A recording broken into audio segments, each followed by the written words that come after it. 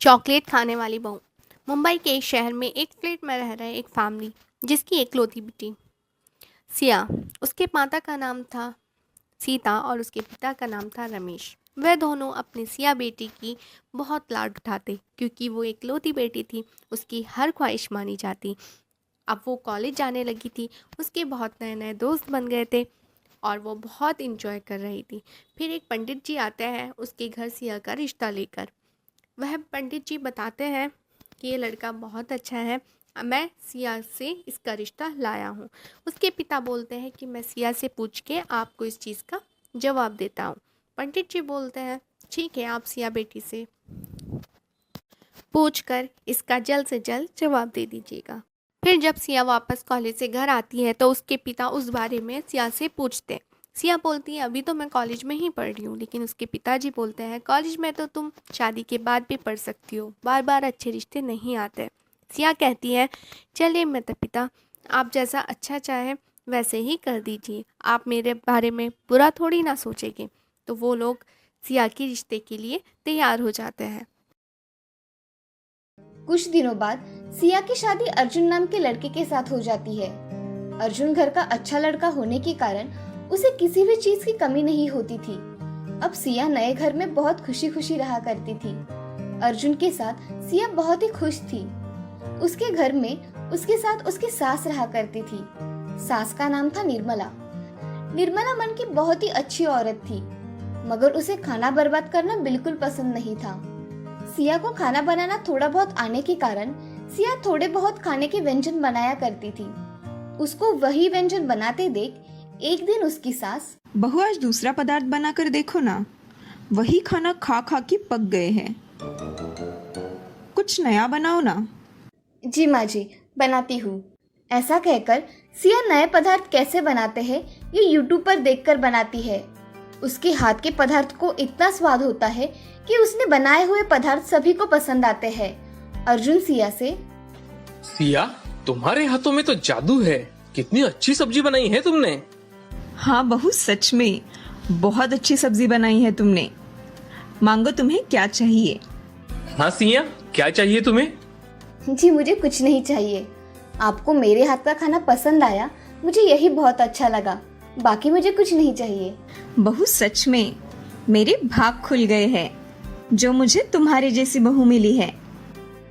ऐसा कहकर सिया अपना काम करने किचन में चली जाती है। उस रात अर्जुन सिया के लिए ढेर सारे चॉकलेट लेकर आता है और सिया को देता है। सिया अर्जुन से, ये आप इतने सारे चॉकलेट किसके लिए लेकर आए हैं? सिया, ये चॉकलेट तुम्हारे लिए। सच में? सिया चॉकलेट देखकर बहुत खुश हो जाती है और वो अर्जुन से पूछती है, आपको कैसे पता चला कि मुझे चॉकलेट बहुत पसंद है? बस ऐसे ही, मुझे लगा तुम्हें पसंद आएगा तो मैं चॉकलेट लेकर आ गया। उस रात सिया ने सारे चॉकलेट खाकर खत्म कर डाले। अब अर्जुन उसे हर रोज चॉकलेट लाया करता था। वो चॉकलेट लाता और सिया एक ही घंटे में खाकर खत्म कर डाला करती थी। अर्जुन हमेशा ऑफिस से आते समय चॉकलेट लेकर आया करता था। उसी वजह से सिया का वजन धीरे धीरे बहुत बढ़ गया था। ऐसे में ही उनके शादी को 2 साल पूरे हो गए थे। एक दिन अर्जुन की मामी अर्जुन को फोन करती है और वो उससे कहती है, अरे अर्जुन बेटे, कैसे हो? मामी, मैं ठीक हूँ, तुम कैसी हो? आज कैसे फोन किया आपने? अरे तुम सबकी याद आ रही थी, इसीलिए मैंने तुम्हें फोन किया। अर्जुन, तुम खुशखबरी कब देने वाले हो?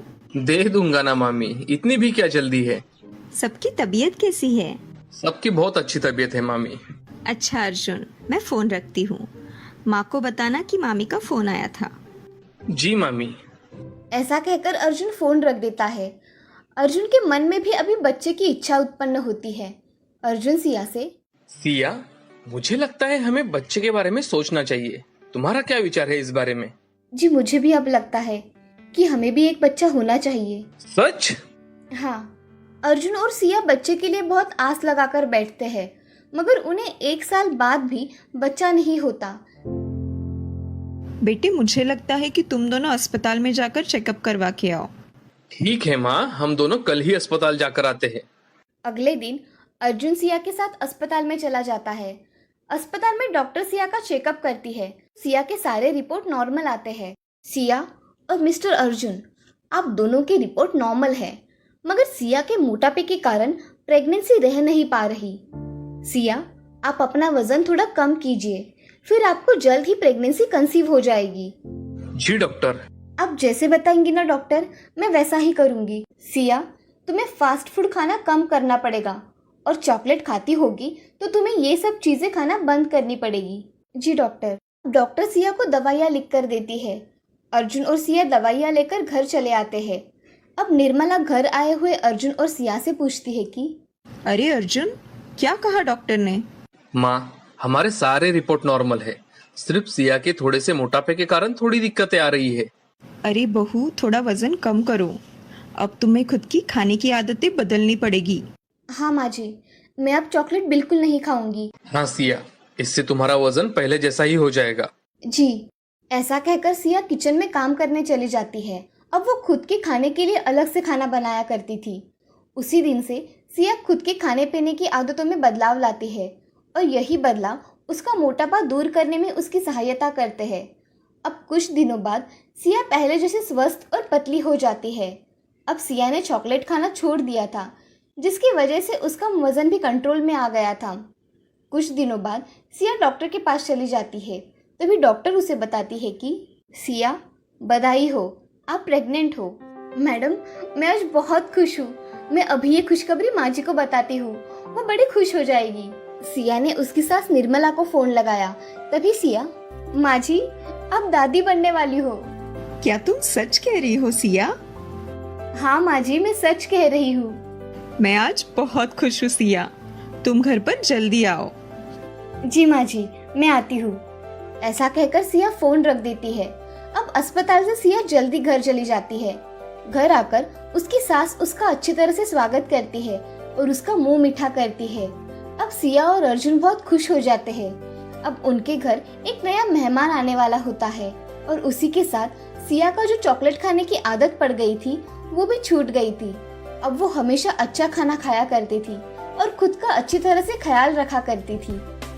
इस कहानी से हमें ये सीख मिलती है कि किसी भी चीज का अतिरिक्त सेवन अच्छी बात नहीं होती।